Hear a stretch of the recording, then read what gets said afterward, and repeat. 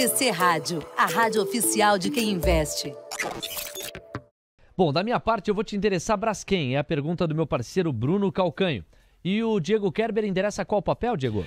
Chegou algumas mensagens aqui, primeiro só para responder primeiro a mensagem do André Luiz de Oliveira. Ele mandou isso lá na Station, perguntando se uma greve prevista para o dia 11 de junho realmente aconteceria. Eu fiz uma apuração paralela aqui, viu, André? E não tem qualquer confirmação de uma greve geral no dia 11 de junho, tá?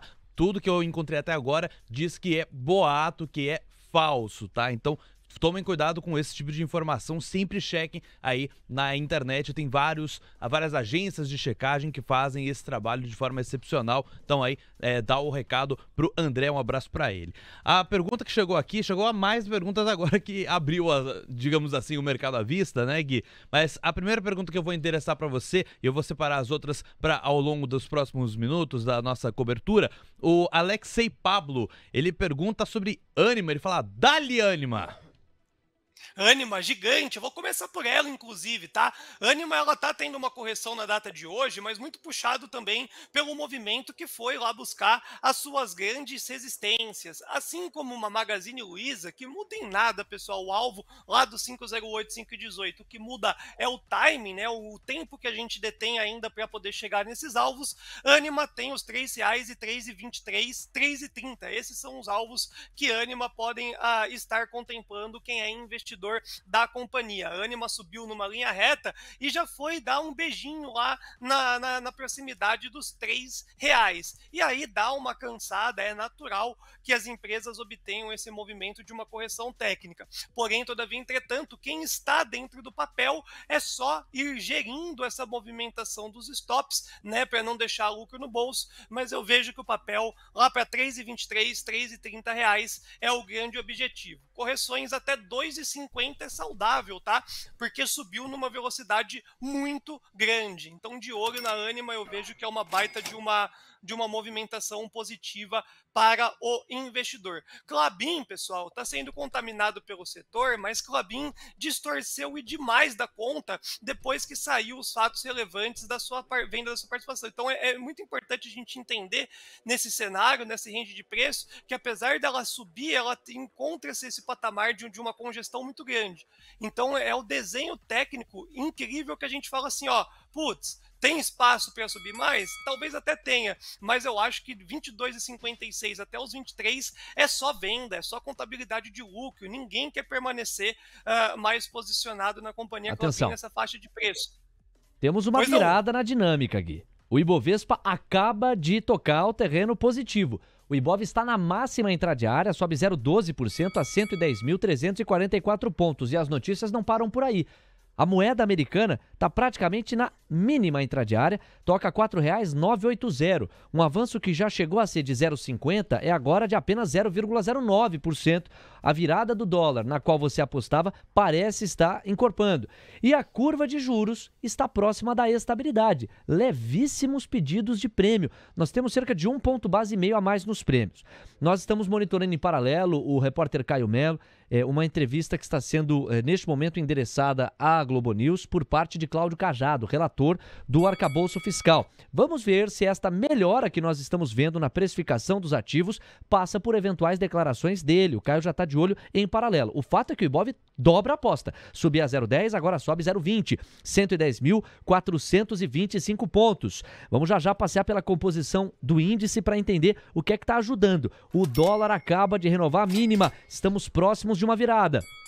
0,04% de baixa, Dow Fut R$ 4,977, quase no 0 a 0 a moeda americana, e tome máxima atrás de máxima para o Ibovespa, 0,30% de ganho, 110.547 pontos. Curva de juros, enxugando os pedidos de prêmio, já começa a ficar então no terreno de contração em alguns dos seus principais contratos. DI um F25, 26, 27, já no 0 a 0, 29, 31 e 33, pedindo apenas 1 ponto base e meio. E tome máxima para o Ibovespa de novo, 110.587 pontos. A gente está flagrando a notícia debaixo dos nossos olhos por enquanto. Vamos entender entre as blue chips o que ajuda a explicar o que está acontecendo com o Ibov.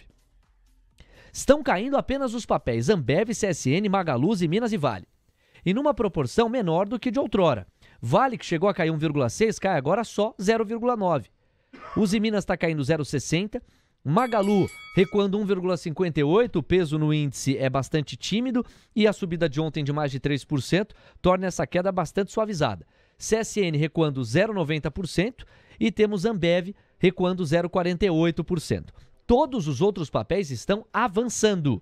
B3, Banco do Brasil, Bradesco, Eletrobras, Itaú, Petrobras, Santander, Suzano. Vamos entender agora na composição do índice o que é que está rolando. Bancos estão ajudando, Banco do Brasil, Bradesco, Itaú e Santander com bastante força. Itaú, inclusive, na máxima intradiária, 1,06% de ganho, a exatos R$ 26,63. Aí nós saímos dos bancões, vamos para Petrobras. Petri 4 ajuda muito a explicar o resultado parcial do Ibov. Petri 4 está avançando 1,30%, R$ 25,95. O Ibov renova a máxima, 110.737 pontos, a alta é de 0,48%. Vamos rodando a informação. Suzano, Klabin, Dexco, Vibra, Engie 11, Raizen são os papéis que mais se destacam na variação percentual entre os que compõem o Ibov. E na ponta oposta, diminui o número de papéis que estão caindo e os destaques principais em magnitude de baixa são Magalu, Gol, Bradespar, Cash 3 e Vale. É assim que estamos. 10 horas 20 minutos. Atenção para o painel Mover Pro. A gente de olho em atualizações. Temos informação que mereceu urgente. É do Washington Post. A informação é essa aqui. Tesouro americano questiona agências federais sobre se pode atrasar pagamentos. Essa notícia é muito ruim.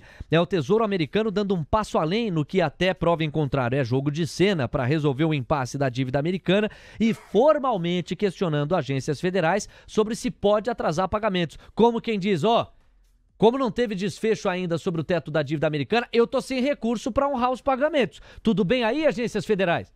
Tudo bem eu dar um calotezinho?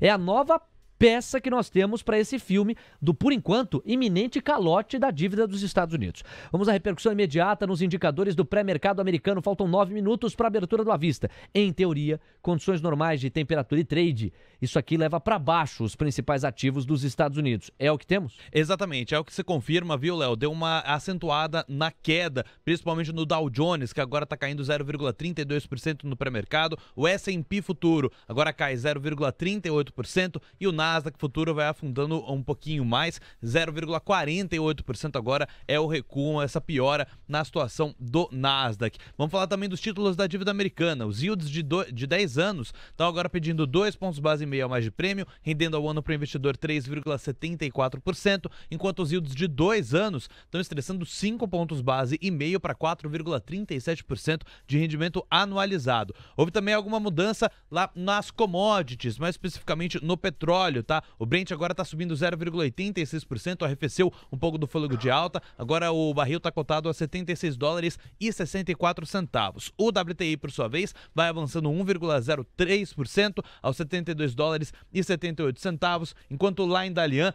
olha só, o minério está caindo com força, 1,82%, se aproximando dos 700 yuanes cravados. Tá para perder esse patamar, 702 yuanes e 50 centavos neste momento, Léo. Vamos à informação do The Washington Post, agora com aprofundamento. O Departamento do Tesouro americano perguntou às agências federais se eles podem fazer os próximos pagamentos em uma data posterior. De acordo com 2 pessoas familiarizadas com o assunto, ouvidas pelo jornal The Washington Post, enquanto altos funcionários de Joe Biden buscam novas maneiras de economizar dinheiro, de modo a evitar que o governo dos Estados Unidos enfrente um calote sem precedentes. Com o prazo se aproximando em menos de 2 semanas, a Casa Branca está procurando maneiras de ganhar mais tempo para o presidente Joe Biden, junto ao presidente da Câmara dos Representantes, Kevin McCarthy, limitarem os endividamentos do governo, pelo menos com um teto mais flexível, e não limitarem os gastos da dívida americana sem a gordura necessária para honrar alguns pagamentos. Sem empréstimos adicionais, uma nova explosão da receita tributária ou novas maneiras de reduzir os gastos, o governo federal espera deixar de pagar pela primeira vez na história moderna no início de junho. Para adiar a chamada Data X, quando as reservas secam. Funcionários do Tesouro teriam perguntado, com base nas fontes que foram ouvidas pelo The Washington Post, aos colegas de outras agências federais sobre a flexibilidade dos pagamentos com vencimento antes do início de junho, de acordo com a apuração. O Tesouro não pediu às agências federais que adiassem os pagamentos além das datas de vencimento, pelo menos por hora. O planejamento tornou-se cada vez mais urgente nos últimos dias. Na semana passada, a equipe sênior do Tesouro enviou um memorando às agências federais, instruindo cada uma delas a tomarem medidas adicionais para a manutenção do Departamento do Tesouro informado sobre os gastos. No memorando, que foi obtido pelo The Washington Post e não foi relatado anteriormente, o secretário assistente fiscal do Tesouro ordenou que os funcionários da agência notificassem o Tesouro com pelo menos 2 dias de antecedência a respeito de todos os depósitos e desembolsos entre 50 milhões de dólares e 500 milhões de dólares, tamanha a apreensão para honrar os pagamentos. Depósitos acima dos 500 milhões de dólares vão requerer aviso prévio de 5 dias, de acordo com o memorando. Guilherme Cunha, se é um jogo de cena, cujo desfecho sabemos que será a resolução do teto da dívida dos Estados Unidos, é um jogo de cena que começa a passar dos limites, ou não? Ficou terrível. Você trouxe aí uma notícia que não só gera uma volatilidade, mas uma preocupação maior no que diz respeito a tudo que a gente já falou aqui, né? A respeito de uma inflação descontrolada, política monetária, impressão de dinheiro, as consequências acabam surgindo e a gente chegou a falar muito aqui na nossa transmissão, né? A conta chega em dólar, a conta é um pouquinho mais cara e aí acaba gerando uma grande oscilação. Depois, até para título de curiosidade, a gente precisaria ver o ouro, como é que o ouro reagiu em meio a esse noticiário, porque é ele quem antecipa movimentos mais catastróficos, digamos assim, como uma notícia como essa. Tá lá quietinho, até que não surtou, apesar desse noticiário. Quando a gente fala, Léo, acho que o impacto poderia ser também no câmbio, que também fica mansinho. Vamos absorver aí as cenas dos próximos capítulos, mas realmente, de fato, fica bem esquisito esse noticiário e gera um desconforto total, principalmente para as cenas dos próximos capítulos da Bolsa Americana. Fica de olho, porque daí agora os 4.200 é uma baita de uma resistência, assim, pode falar o que for. Aqui no nosso cenário interno, Léo, em meio a toda essa euforia de curto espaço de tempo que nós tivemos, foram os bancos que trouxeram uma alegria maior e uma contabilidade de pontos, né? A Petrobras, ela simplesmente ela não teve a queda, ela manteve o seu fluxo de movimentação mais compradora e foram os bancos que tiveram um grande destaque para esse cenário. O Banco do Brasil é incontestável, né? Olha esse banco, o que ele está fazendo em questão de preço de cotação e a vontade dos comprados de carregar o Banco do Brasil para os objetivos mais longevos. Parabéns ao Banco do Brasil, fazia tempo que a gente não via um trade tão forte, uma ação tão resiliente como a companhia Banco do Brasil. Surgiram vários verdinhos, mas a mesma coisa que a gente abriu o nosso programa de hoje, eu vou trazer a ressalva, tá? Abriu, revirou, tá uma movimentação de alta, mas num volume bem tímido ainda. Então, o que sugere que vá buscar aquelas resistências no índice futuro, de novo, né? Nos 111.800 até os 112.300 possam ser um teste, e aí a gente vai flagrar se a queda da liquidez vai fazer um movimento muito semelhante ao dia de ontem. Dólar já chegou a ficar negativo no dia de hoje e não tem espaço, não tem ponto para parar. 4,966 é o destino do dólar aí para os próximos minutos / hora. Então o que me chama atenção um pouco mais, Léo, acaba sendo isso. O volume, até que ponto essa virada de um Bradesco, uma virada de um Itaú, que estavam tímidos, estão subindo mais de 1%, é saudável e eles vão conseguir segurar o Ibovespa nesse patamar. Se dependermos do quarteto de ferro, vai ficar bem difícil. Vale só tem vendedor para o dia de hoje. 10h28. Olha, a melhora do Ibovespa, que segue firme na alta de 0,46% a 110.719 pontos, se deve, entre outras coisas, por Suzano, que está avançando mais de 4%, por Petrobras, que está avançando em média 1,20%, por Vale, que melhorou o viés de baixa, agora caiu 1%, mas em especial pelo setor bancário. E é sobre ele que eu quero falar com você. Bradesco na máxima intradiária está de volta aos R$16, agora R$16,10. Banco do Brasil virou, sobe 0,60, 43,72. Itaú subindo 0,7% a 26,54. E Santander, única exceção, está de ladinho em 29,77. Que força dos bancos, hein, Gui? Que força dos bancos, mas eu vejo que o único que tem ainda uma possibilidade, apesar de estar subindo mais timidamente e manter uma performance positiva, não só para o dia, né, mas para a semana como um todo, não é o Bradescão, é o Itaú Unibanco. Eu vou aproveitar a imagem do Bradesco aí na tela, só para nós centralizarmos o movimento da resistência, tá, Léo? 15,55, 15,58 já era ponto e um estudo de valuation convencional pós a apresentação do primeiro tri melhor do que o esperado, e os 16,70, 16,71 aí da tela, limite máximo previsto do ano. Então, o Bradesco passou da hora de dar uma acalmada, e hoje, de novo, né, como está subindo, mas a gente ainda põe em xeque o volume, tem que ficar de olho em Bradescão, que ele pode ficar aí nos R$16, segurando bastante, como se fosse agora um suporte, mas é difícil dar continuidade. Agora, o Itaú Unibanco, ele está no meio de um caminho no gráfico que sugere uma correção de curto espaço de tempo, mas a consistência, né, e as possibilidades do Itaú manter essa performance positiva em busca dos R$30, que é o mesmo preço justo dos 16 de Bradesco, é mais significativo. Então, de olho aí em Itaú Unibanco, eu acho que ele que é o principal destaque. E olha o dólar, Léo, só tem vendedor agora no dólar no curto espaço de tempo, 4,966 já está sendo quase que uma realidade para o nosso futuro de câmbio aqui no país. Apesar ou em função do DXY?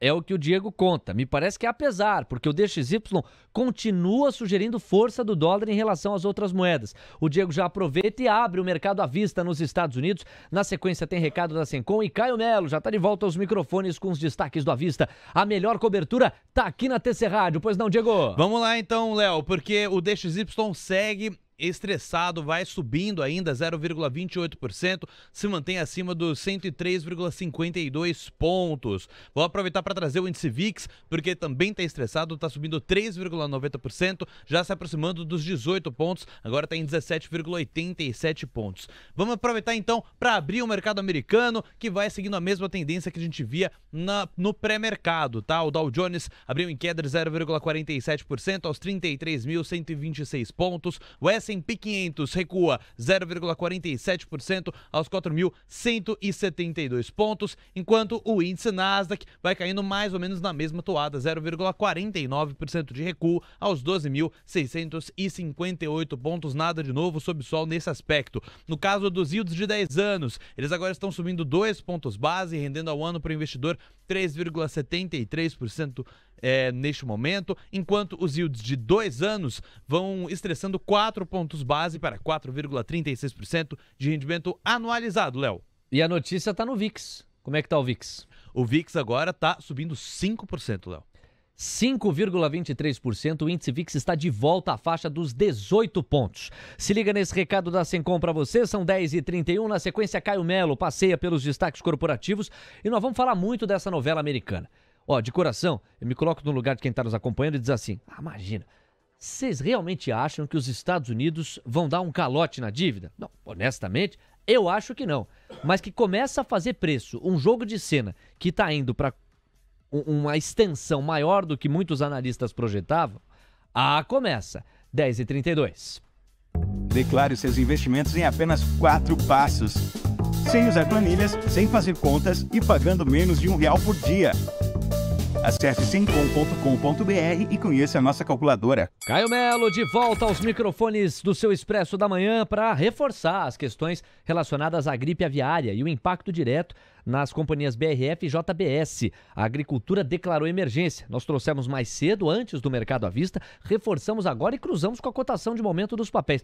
BRF chegou a ser o papel que mais caía na composição do Ibov. Veremos a situação logo depois da informação de Caio Melo. Bem-vindo de volta, Caio. Pois é, Léo, por isso que eu quis trazer de novo aqui a notícia que a gente já tinha trazido ali no mercado de futuros, mas agora aqui com as cotações e tudo mais, está tocando diretamente e movimentando o mercado, porque o Ministério da Agricultura declarou estado de emergência zoossanitária no país por 180 dias, após a identificação de 8 casos de gripe aviária de alta patogenicidade em aves silvestres este mês. Segundo a Associação Brasileira de Proteína Animal, os casos não alteram o status brasileiro de livre de enfermidade na Organização Mundial da Saúde Animal. Nós vamos acompanhar essa novela aqui ao longo dos próximos dias. Com certeza, e por enquanto o mercado vai reagindo, o BRF vai caindo 0,74%, R$ 8,09, JBS sobe 0,29%, R$ 17,17. Só para completar aí o ciclo das proteínas, Beef 3 é um avanço de 2,04% agora, R$ 10,50, enquanto Marfrig recua 0,86%, R$ 6,89. Nessa imagem aí, agora me parece que o Bruno até vai trocar, ele amenizou a troca, ele ia mudar de papel. Eu só queria chamar atenção para o volume. Olha como o volume de negociação foi aumentando na esteira dos últimos pregões. E hoje a gente já está com um volume de negociação forte no papel. Beef 3 agora está sendo mostrado, mesmo movimento de volume mais encorpado nesta reta final. Ô Gui, frigoríficos não costumam merecer a sua atenção e o seu carinho maior em condições normais de temperatura e pressão, você costuma ficar de fora. Em se tratando de declaração de emergência por parte do Ministério da Agricultura, mais de fora ainda, Gui? Mais de fora ainda, porque o cenário fica cada vez mais duvidoso. Você chamou atenção a respeito do volume negociado, mas o gráfico a qual a gente flagra na tela é o gráfico mensal. E aí o gráfico mensal sugeriu uma movimentação adicional referente aos balanços trimestrais, que na sua grande maioria veio ruim, mas o mercado estava comprando a recuperação do ciclo a partir do segundo semestre. E aí esse noticiário da gripe aviária gera uma confusão muito grande, né? Porque você vê que tem papel subindo, tem papel caindo, tem muita gente digerindo ainda o cenário a respeito do setor. Então, eu ficaria de fora. Marfrig é o único papel que eu acredito ainda numa reviravolta nesse ano de 2023, pela consolidação dos números e expectativas de retorno à lucratividade, mas mesmo assim, caminhos difíceis para o setor de frigorífico que bagunça bastante as expectativas, não só de receita, mas o principal, a lucratividade delas são colocadas em xeque para o próximo trimestre. Situação que até poucos dias atrás já era uma compra de otimismo, de reversão e voltar a ter lucratividade. A gente precisa esperar, Léo, minimamente essa semana para olhar o setor de frigorífico. 10h35, Caio, agora Banco do Brasil. O presidente da instituição descartou mudanças bruscas. Quais seriam elas, hein? Vamos lá, Léo. A presidente do Banco Estatal, Tarciana Medeiros, disse que sua gestão não trará mudanças bruscas de rota e que há grande preocupação em não repetir erros do passado. Em entrevista ao jornal O Estado de São Paulo, ela defendeu que o Banco do Brasil deve seguir sua vocação de forma sustentável e responsável. BBAS3, 0,55% de alta, R$ 43,70. 10h36, alô Guilherme Cunha, vamos lá, Banco do Brasil no radar. Alô, Leozinho! Banco do Brasil, que banco? Esse daí ninguém acertou, né? Você não vai ver publicamente alguém que tenha falado assim, ó, só comprar Banco do Brasil e abandonar. Porque nós tínhamos uma transição de governo, muito era se esperado aí a respeito das estatais, e os números de Banco do Brasil são estratosféricos / assustador, e é merecedor de buscar lá os patamares de R$ 47. Mas, quando a gente olha para gráfico sempre ao norte do preço, né, o que tá tabela FIP das ações, o que realmente está barato e está caro, eu só consigo ver compra no Banco do Brasil perto dos R$ 39, R$ 38,11. Antes disso, é querer não ficar de fora da festa, mas chegar no finalzinho e ainda ter que lavar prato para poder ir embora. Então, espere uma correção do Banco do Brasil, que naturalmente vai ser o destaque do ano dentro do setor, né? Em segundo colocado, muito provavelmente, a nossa companhia Itaú Unibanco, que já demonstra um fundamento excelente, mas traz aí uma evasão de recursos nos demais bancos que estavam atrasados em quadro de cotação. Banco do Brasil, Itaú para cima, esperou correção, é compra. 10h37, alô Zé Comprinha, você que tá de olho na composição do índice, tá vendo o Suzano subir quase 4% e não tá entendendo nada, vai entender agora. Caio Melo. Nas rasgadas da vida, como você fala, Léo. Inclusive, foi a notícia que eu passei aqui pra vocês em paralelo, naquele momento que vocês estavam, caramba, Suzano tá subindo pra caramba, o que tá acontecendo? Acontece o seguinte, a maior produtora de celulose de eucalipto do mundo elevou o preço de venda da fibra em $30 por tonelada a partir de junho, em linha com o movimento de recomposição de estoque por clientes tradicionais chineses, foi o que disseram fontes ouvidas pelo jornal Valor Econômico. Suzano subindo 3,5%, R$ 46,76 para Susb 3.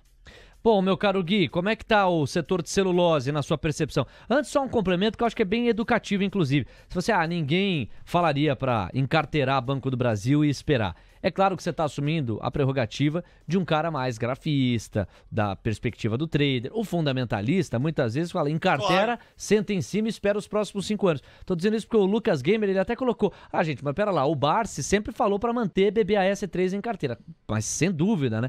O Barsi é fundamentalista ao extremo, é um cara que carrega posições basicamente ao longo de toda a vida. Então, só pra gente ajustar o referencial e o contexto dentro da fala do Guilherme Cunha. Sobre celulose, tá no seu radar? Não lembro de você dizer grandes posições em Suzano, Klabin e afins. Barsi comprou o Banco do Brasil a 96 centavos, né? Ô, Barsi, respeito ao homem, pela própria natureza. E isso, aí fica um cenário diferente. Agora, quando a gente olha realmente nessa seara de gráfico, e até mesmo o balanço do terceiro trimestre de 2022 não fazia uma sugestão de uma alta tão expressiva como essa. Pois bem, simbora, porque nós estávamos em Bradesco e agora migrando para o Itaú Unibanco S.A. com boas operações. Suzano, Léo, a gente sempre trouxe um educacional realmente, que é quando o mercado existe uma indefinição muito grande, nós atrelamos normalmente, principalmente a companhia Suzano, para um cenário de proteção. A celulose, a empresa que ela é dolarizada, faz jus aí uma movimentação de um cenário de confusão, ela sempre está lá numa movimentação na contraparte, né, mais positiva em cenários negativos. Porém, as últimas notícias a qual a gente está falando na celulose ajuda muito o setor como um todo. E Suzano, graficamente, estava numa região muito interessante na parte técnica para compra. A Suzano agora tem um espaço significativo para subir e pode ser uma oportunidade para quem está louco para fazer um clique para as próximas semanas. Parabéns aí, trouxemos Suzano, que nesse cenário no qual nós estamos é muito importante deter em carteira. Se liga aí, para você não perder nenhum detalhe, aqui no Expresso da Manhã nada escapa, dá uma olhada nos destaques de agenda, nós temos 5 minutos, a roseira pode balançar, veja o que vem pela frente com destaque americano, os temperos da vida, PMIs, composto, industrial e de serviços em maio. E você vai dizer, mas isso pode pesar? Pode pesar, eu te explico por quê. São métricas de atividade. Via de regra, nos últimos meses, atividade forte nos Estados Unidos tem sido uma notícia, porque há um combate contra a inflação estrutural, especialmente assentada nos núcleos de inflação, puxado pelos serviços. E nós vamos ter a fotografia atualizada disso. Ocorre que, sob a luz das declarações de algumas vozes do Fed nesta semana, não ficam descartadas nem altas de 50 pontos base. Tudo bem, uma voz isolada, James Bullard é um cara muito hawkish, ou seja, pesado, rigoroso, bem ortodoxo na condução da política monetária, mas poderia ter dito 25 pontos base. Ele coloca 50. Outras vozes têm dito que o compromisso de primeiro plano do Federal Reserve é o combate à inflação no seu sentido mais estrutural, ou seja, não abrirão mão de ser ainda mais rigorosos na condução da política monetária. De modo que, se vierem evidências de atividade mais fortes, isso tende a aumentar o coro dos gritos daqueles que entendem que não pode parar de subir juros nos Estados Unidos. Na última decisão, nós tivemos já a manutenção entre 5% e 5,25%. Vamos ver como é que os derivativos, inclusive, vão calibrar as apostas e expectativas para a reunião de junho e de julho. Sob a luz desses dados, faltam 3 minutos para isso.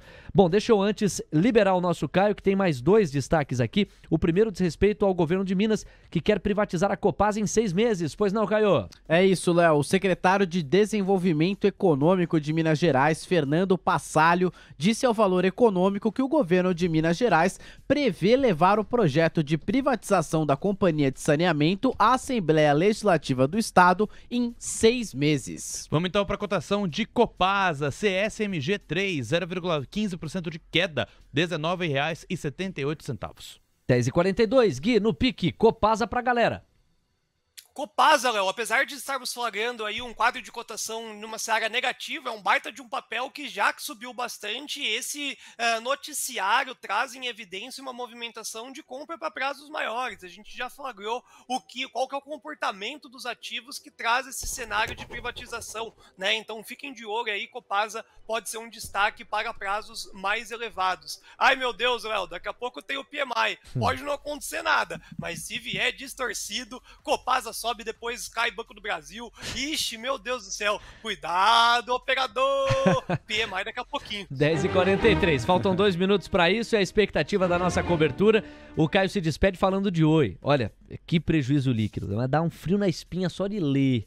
É com B de bola o que ele vai contar pra você, com B de bola. Conta aí. Léo, a operadora de telecomunicações registrou prejuízo líquido de 17,66 bilhões de reais, B de bola, no quarto trimestre de 2022, alta de 396,3% na base anual.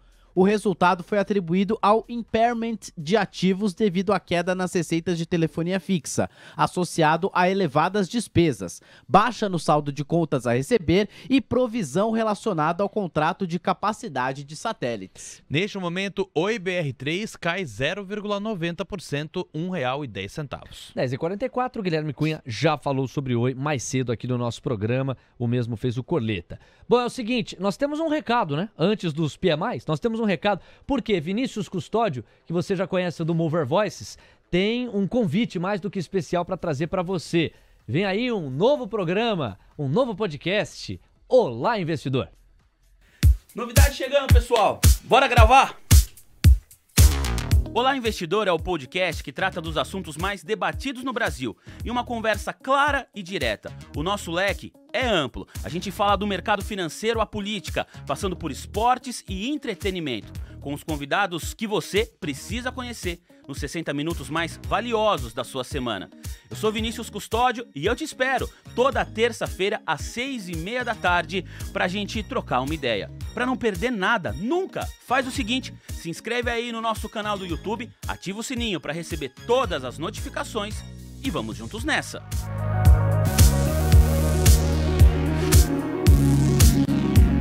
Meus amigos, olha, como diria Tim Maia, vai ser sucesso. E nós já temos o link do canal do YouTube do Olá Investidor na descrição dessa nossa transmissão aqui no YouTube. É só você clicar e já se inscrever. Olha, cada convidado, você não perde por esperar. Sucesso aí pro nosso glorioso Olá Investidor, encabeçado por ele, Vinícius Custódio. 15 para as 11 da manhã. E estamos de um olho no peixe, outro no gato. Painel Mover Pro à espera dos PMIs nos Estados Unidos. São 3, né? Na falta de um, vem 3. Vem a fotografia, especificamente para hoje, você que está chegando agora. Vem a fotografia do PMI composto, ela é um pouco mais ampla. Depois o PMI industrial, mais recortado. E o PMI de serviços. Se eu tivesse que eleger um para você se ligar e colocar um marca-texto, é você colocar muito foco no de serviços, porque é nele que está rondando a maior preocupação do Fed no combate à pressão inflacionária. Vamos se ligar, vamos acompanhar por aqui. Nós estamos agora 10h46. Por enquanto, o que o mercado à vista comunica lá na terra do Tio Sam, Diego? Vamos lá, porque neste momento vai recuando e saiu a informação, Saiu Léo. Sim, vamos lá. Urgente no painel Mover Pro, o dado é este aqui. PMI composto dos Estados Unidos forte, vem bem forte. O consenso era de 50 pontos, saiu em 54,5. 54,5. Vamos aos complementos que também, a princípio, vieram fortes. O primeiro complemento, sem dúvida que veio. O PMI de serviços não mereceu urgente no painel Mover Pro, mas chega a 55,1 pontos. E o consenso apontava para 52,6. Já o PMI industrial faz um contrapeso. O consenso apontava para 50, veio em 48,5 pontos. Registre-se que na metodologia do PMI, a régua de medição vai de 0 a 100, acima de 50 é expansão, aquecimento da atividade ou da métrica, e abaixo de 50, retração, contração. O que nós estamos vendo é um PMI composto que sugere um forte encorpamento da atividade acima de 54 pontos, veio 54 mil, o consenso apontava para uma região neutra, 50 pontos cravados. PMI de serviços, o setor da economia que tanto tem afligido o Federal Reserve, vem em 55,1 pontos, o consenso apontava para 52,6, ou seja, do ponto de vista da atividade, os serviços vão bem, obrigado, ou nesse caso, thank you, e o PMI industrial ficou em 48,5 pontos, abaixo dos 50 pontos, numa região de contração, de enxugamento, de enfraquecimento da atividade, foi o único contraponto, o consenso apontava para 50 pontos. Vamos à repercussão imediata, primeiro da porta para dentro, a curva de juros brasileira está pedindo uma média de 4 pontos base e meio a mais nos prêmios, a moeda americana subindo 0,16%, estava namorando com 0 a 0, voltou a dar uma estressada, agora sobe 0,20%, e o Ibovespa está quase virando de novo, agora sobe 0,08%, Vale está caindo 1,92%, 1,92%, quase 2% de queda para Vale. Olha, haja força para o Ibov compensar essa porrada baixista em Vale, hein? quase 2% de queda, R$ 66,77, mínima intradiária para Vale neste instante. Para muita gente, acionando o gatilho de compra Vale 3. Está ficando barata na percepção de alguns dos operadores de mercado. Petri 4 ainda ajuda a cadenciar, sobe 0,90%. E nós temos os bancos também a duras penas mantendo o viés altista. Bradesco com fôlego, Banco do Brasil com algum fôlego, Itaú com um fôlego maior e Santander quase no limite para o 0-0. Senhoras e senhores, o Diego traz agora a fotografia do mercado à vista e faz o giro completo. Já já eu te levo para o CMI, para a gente ver o que os derivativos sobre as próximas reuniões de juros do Federal Reserve estão comunicando. O fato é que, sob o ponto de vista da atividade e o aquecimento que os PMIs sugerem, vem aí um Federal Reserve mais rigoroso sim na condução da política monetária. Diego. Em compensação, Léo, vai arrefecendo o viés baixista, principalmente em relação à abertura lá no mercado à vista americano. O Dow Jones agora está caindo 0,18%, chegou a abrir em queda de 0,40%, tá? Então agora está em 33.230 pontos. O S&P 500 está recuando 0,24% agora aos 4.182 pontos, enquanto o índice Nasdaq vai recuando 0,27% aos 12.686 pontos. Os títulos da dívida americana vão se estressando, os de 10 anos vão pedindo 3 pontos base a mais de prêmio, rendendo ao ano para o investidor 3,74% ao ano. Os yields de 2 anos, por sua vez, vão pedindo 6 pontos base e meio a mais de prêmio, o rendimento anualizado de 4,39%. Vamos passar pelas commodities, porque aqui tem notícia. O petróleo Brent voltou a encorpar a alta, agora está subindo 1,30%, 76 dólares, agora voltou para os 77 dólares e 3 centavos, 1,37% de ganho. Mesma coisa para o WTI, foi encorpando a alta novamente, 1,57% de avanço, 73 dólares e 17 centavos é o preço do barril. O minério de ferro vai na direção contrária. Lá em Singapura está caindo 0,30%, 99 dólares e 25 centavos, vai acentuando o recuo. Mesma coisa lá em Dalian, acabou de perder 699 iones e 50 centavos, perdeu 700 iones. O minério de ferro em Dalian, 2,24% de queda, Léo. O que vai ajudando a explicar o que nós estamos flagrando em relação a Vale. Vale, cerca de 2% de queda, está agora em R$ 66,80, chamando bastante a atenção e tirando o fôlego do Ibov, que a despeito disso, mantém o viés de alta muito puxado por Suzano e Klabin, que seguem como grandes destaques positivos. Suzano volta a encorpar o viés comprador, 4,32% de ganho. Aí você tem Dexco, MRV, BIF3 e Braskem logo na sequência, assim que estamos. Na ponta oposta, Magalu e Vale são os papéis que mais desidratam. Magalu R$ 3,71, temos agora 2,11% de baixa e Vale caindo 1,89% a 66,86. Guilherme Cunha, queremos ouvir sobre tudo isso e um pouco mais. Nós tivemos os PMIs dos Estados Unidos, perdão, né, te dei um respiro aqui, você falou, agora eu faço o gol. Os PMIs dos Estados Unidos e a fotografia das negociações brasileiras. O espaço é seu. Boa, Léo, vamos lá. Primeiramente, para o PMI, acabou realmente dando um gol contra, depois os outros demais acabaram batendo na trave e marcou o gol, ficou meio que num 0-0, por isso que a gente não vê uma euforia tão adicional como poderia ser o PMI. Então o PMI é um evento que já passou e não gerou nenhum desconforto, estava de olho muito no câmbio, porque ele poderia ter dado uma estressada maior, mas ficou bem respeitoso ainda dentro dessa faixa dos R$5. Quando a gente olha nos gráficos aí que o Bruno já estava contemplando, a companhia Suzano traz aí aquela movimentação ainda de uma expectativa de alta, não é curta não, tem uma expectativa de alta significativa, e aí nós havíamos flagrado antes mesmo da abertura que não só a Magazine Luiza, a CVC via, mas Magazine Luiza poderia estar trazendo algumas correções adicionais. O principal player vendedor de Magazine Luiza é o Bradesco, que eu ainda vou acreditar que iremos flagrar situações chatas de risco sacado entre companhia Via versus Bradesco. Isso não sai do meu radar de jeito nenhum, tá? Então, Suzano, espaço de alta, Magalu, correção técnica, mas com espaço de alta, principal player vendedor de Magazine Luiza é o Bradesco, é a única coisa adicional que me chama a atenção. Verdade seja dito, viu, Léo? Bastante volatilidade, índice futuro não consegue passar desses 111.250, por mais que os bancões acabem trazendo uma movimentação mais altista. O que está sendo penalizado é na emoção que o Diegão cantou a notícia, tá? Minério de ferro muito pesado, Vale 3, a todo momento que chega um comprador, chega 10 vendedor, então o Vale 3 hoje vai ficar, se tudo der certo, nesse 66,80, que é uma VWAP compradora, né? Uma VWAP boa aí dentro da Vale, para tentar amortizar esse movimento da queda da companhia que faz muito preço no nosso Ibovespa. No demais, não vejo nenhuma distorção, principalmente nas companhias aéreas que acordaram ruim pra caramba.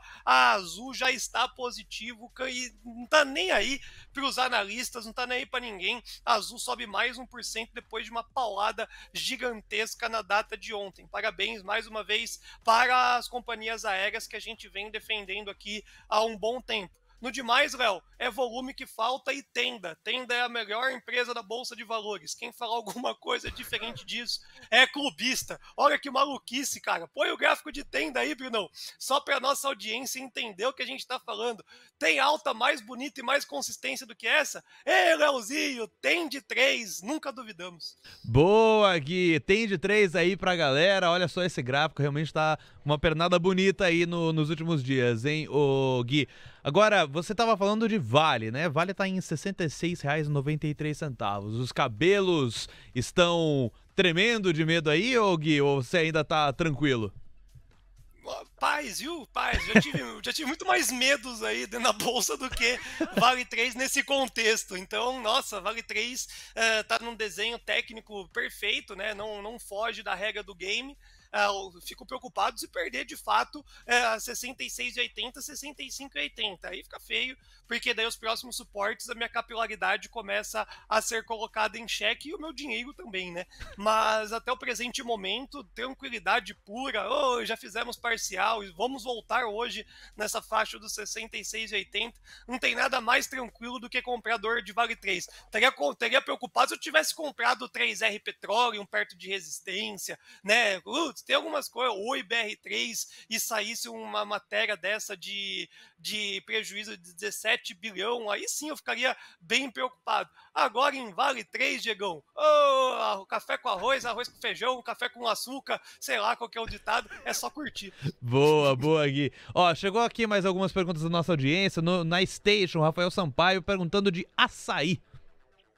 Açaí, eu cheguei a comentar, né? Isso é inesquecível. Eu falei que era a faca caindo mais bonito do Brasil. E aí no dia caiu 8%. Quanta cornetada a gente tomou. E dali em diante o papel realmente só subiu. E Açaí entrou de gaiato no navio, né? Porque as atacadistas estavam caindo muito e surgiu uma especulação a respeito também de um risco sacado na companhia Açaí, que Carrefour estava sendo noticiado. E nada disso, né? Não foi contextualizado de fato nada, e o papel tende a voltar para a faixa dos 14. Então, nós já tivemos uma alta expressiva em Açaí, e voltar para R$14 já é um baita de um trade. Então, realmente era uma faca caindo muito boa, que machucou no curtinho espaço de tempo, caiu mais 8% naquele intraday, mas de novo, dali em diante foi só alegria, vida que segue. Açaí, o rumo é os R$14 com suporte nos 11,36. Boa, o Eduardo Novaes estava querendo saber sobre Small 11, o ETF aí de Small Caps e também de Movida.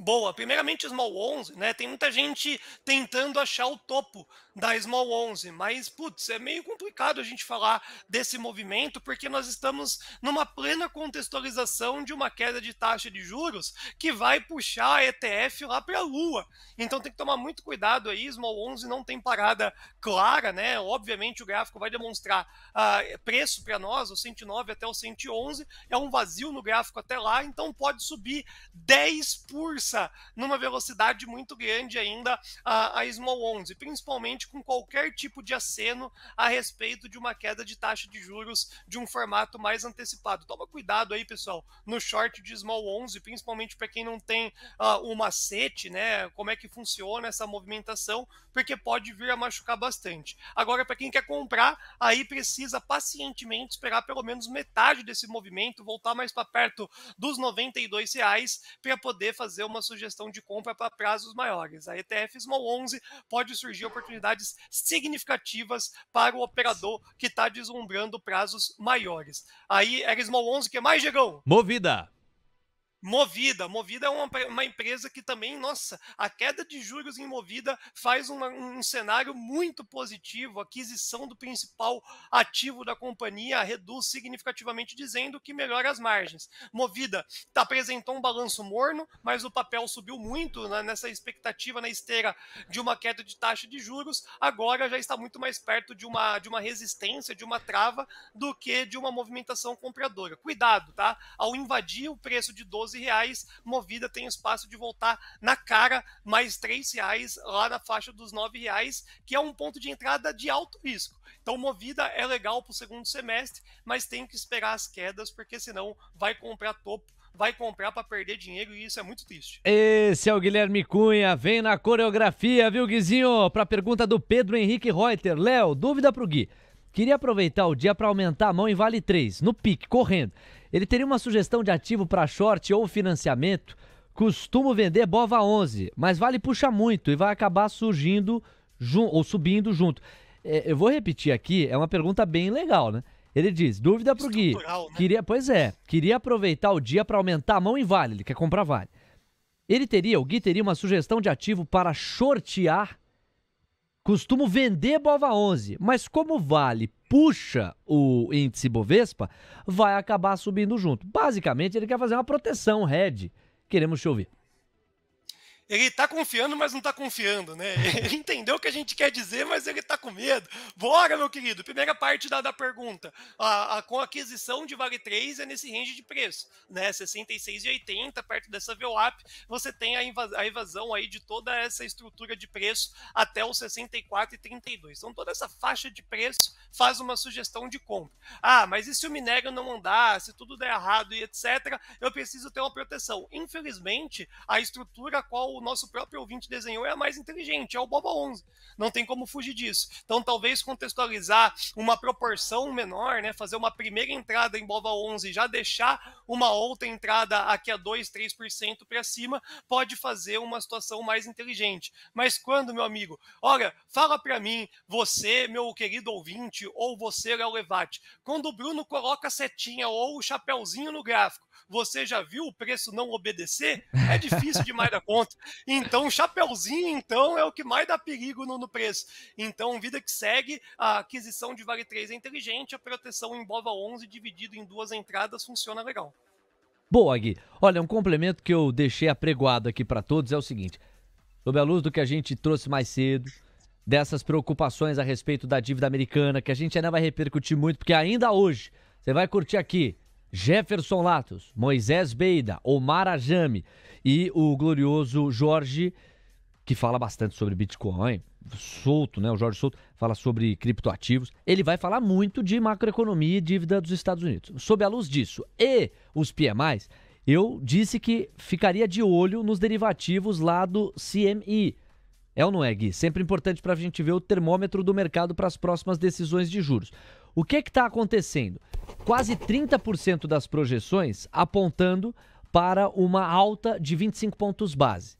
E 72% das projeções manutenção. Isso para junho, 14 de junho. Para a reunião do dia 26 de julho, nós temos quase 40% dos derivativos apontando para alta de 25 pontos base e 57,7% dos derivativos apontando para manutenção.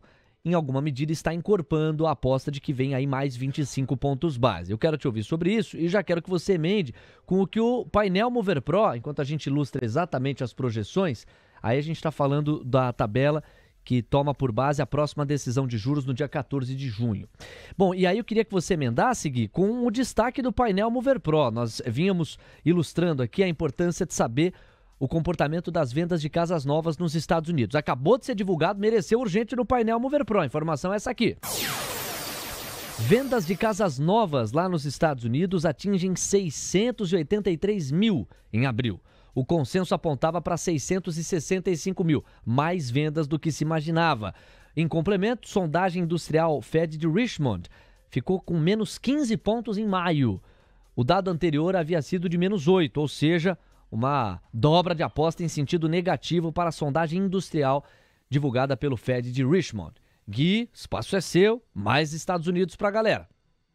Que paulada, hein, Léo? Nossa, que sinuca de bico. Eu já vi pessoas se envolverem em situações muito difíceis de serem resolvidas, mas quando a gente vai cada vez mais desmembrando os dados econômicos americanos, nós olhamos que aqui o nosso país tá fácil, fichinha, né, de sair de qualquer problema no que diz respeito socioeconômico. Porque lá nos Estados Unidos, quando a gente vê que está trazendo esse aumento de perspectiva, de aumento de política monetária, é racional, né? A gente precisa controlar o movimento inflacionário e trazer uma expectativa de um juros mais elevado. Na outra ponta, se isso acontecer, como é que vai pagar os juros da dívida? Quantas outras empresas vão pedir ajuda, levantar a mão e acabarem quebrando? Então, um contexto lá nos Estados Unidos, eu cheguei a levantar uma bandeira no final do ano passado, todo mundo me chamou de louco. Mas lá a recessão está contratada e a gente precisa urgentemente colocar um remédio mais azedo, mas que venha a resolver, não tampar o sol com a peneira, mas resolver.